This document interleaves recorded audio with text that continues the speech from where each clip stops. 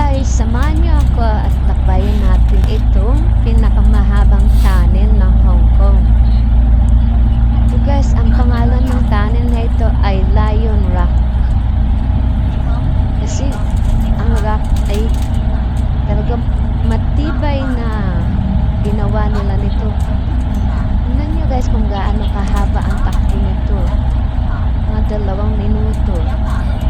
Ganong light ng tunnel na ito. Sipin nyo guys kung gaano kagaling na engineer ng gumawa na to. Sa ilalim pa ito ng bundok guys. Tingnan nyo. Napakaganda. Napaka-high-tech talaga ng ginawa na ito.